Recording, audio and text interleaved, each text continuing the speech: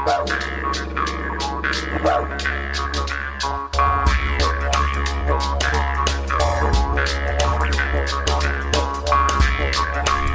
guys, how's it going? Welcome to this episode of Sitting Under a Tree with Pete. I'm out in the park today and I thought I would come out here and make some more episodes for you guys, have a bit of a chat, catch up, see how you've been. I hope you've all been well. It's almost the end of January, or I guess it's the last day of January at the moment, so it's the 31st, and for the last month or so I've just been taking it easy, doing quite a bit on the podcast, trying to get things up and going, as well as studying, trying to finish the PhD at the moment, so I've been writing. I hope you guys are all kicking ass with your English. I'm sure some of you have had a bit of a boost in motivation following the new year. I'm sure a lot of you have had, that New Year's resolution and have been working hard. So make sure you keep up with that, keep doing that, keep working hard, keep learning English, keep challenging yourselves, guys. Keep taking it to the next level and keep giving yourselves things to work on that aren't necessarily easy. So always keep it at that level of, I'm not sure if I can do this, but then prove that you can. So I guess today I wanted to chat to you a little bit about using your dead time wisely. Using your dead time wisely. And what do I mean by dead time?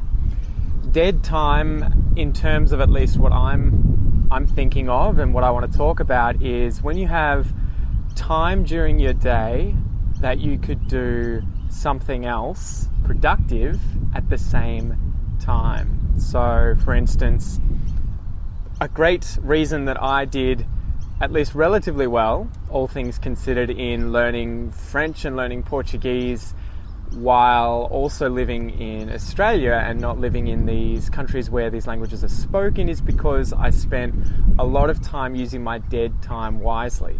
So anytime I was walking somewhere, I had the podcast in my ears, I was listening to as much French, as much Portuguese as I could, and capitalizing on the fact that I could do two things at once. So if I was walking somewhere and I had the ability to listen to music, or the ability to listen to another podcast in English, or even the ability to just not listen to anything, but I had to walk, or I had to sit on public transport, or I was driving somewhere in a car, or in a car being driven somewhere.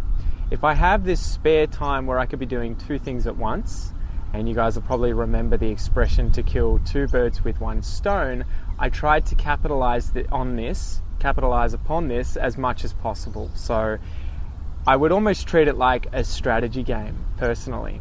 So what do I mean by this?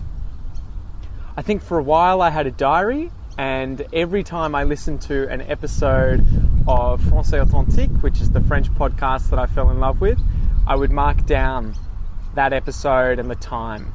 And I would write down how many episodes I listened to in a single day, or how many minutes of French practice that was in a single day. And each day I would try and beat it. So I would try and use as much of my dead time as possible also learning a language. And I feel like you guys, who are probably already doing this to some degree, can definitely take things to the next level, I'm sure, with regards to listening to my podcast, listening to any other kind of English learning podcast or resources.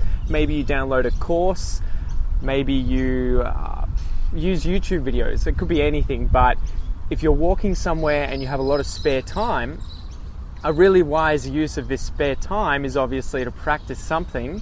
And in terms of learning languages, in terms of learning English, obviously practicing it with an English podcast is a really, really good way to get bang for your buck. So to get your money's worth and to kill two birds with one stone. So anyway, back to what I was doing with this. I was trying to up myself. I was trying to beat myself. I was trying to get more out of each day as I went. And so I would tally up each day. I would write down how many episodes I'd listen to. I'd write down how many minutes each episode was, and then tally that up, sum that up, calculate the total at the bottom. Plane going by. And then I would try and beat that every single day. And it kind of turned it into a bit of a game. And I am relatively competitive. And so I would just try and focus on beating yesterday's record today, every day, every day, every day. And as a result, I would listen to a heap of French. I think one day my total was 4 hours of French podcasts. And I think this was walking into work, which was like 40 minutes. I had to do a bunch of lab work, which meant sitting at a desk doing repetitive tasks in the lab. I used to have to pipette, which is like using this little sucky thing to pull up liquids and put them into a different tube.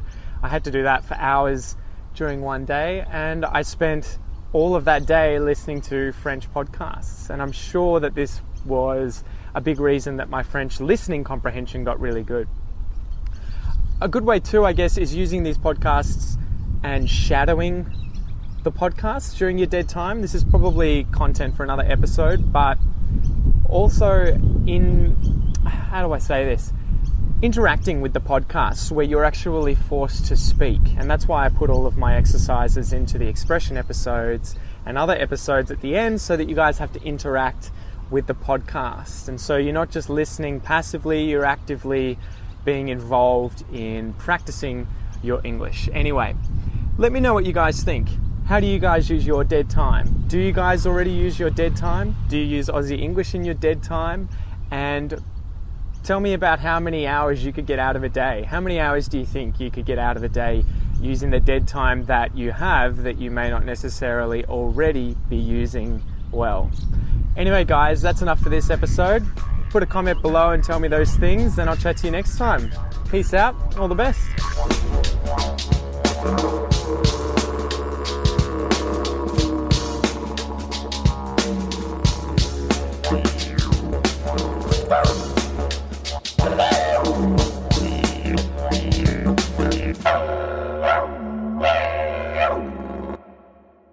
So thanks for listening to that episode of Walking with Pete, guys. From now on, I'm going to try and do something a little different to try and add value to these episodes, where I actually go through and create substitution exercises for certain aspects of the vocab that is in each one of these podcast episodes that come out. So not just the expression episodes, but also episodes like this Walking with Pete episode, where in the substitution exercises for today, I go over all things considered and a lot of synonyms for all things considered. So I do a substitution exercise with that. And I also do a substitution exercise for the conjunction as a result. So I do that with different synonyms for as a result. Anyway, these are included in the Aussie English supporter pack. So if you want access to the supporter pack, just go to the website and sign up. At the moment, it's only $9.99 a month. So if you sign up for that, guys, not only do you support me and allow me to make more material for you guys to learn and take your English to the next level, but you also get access to a whole heap of extra material. So the premium transcripts, a lot of language learning advice and tips that I put on there, as well as websites that I use online to learn languages from home. And then I also have written and now oral substitution exercises for you to do, so that you can work through some of the vocab and synonyms or different ways of saying those bits of vocab in exercises after you've listened to the episode. So that's where things are at the moment. It's only $9.99 a month. That's about 30 cents a day. So if you're interested, let me know, have a look. And if you want a month free, send me a voicemail. And if I use that in one of these episodes, I'll give you a month's free access. Anyway, guys, thanks for listening, and I'll chat to you soon. All the best.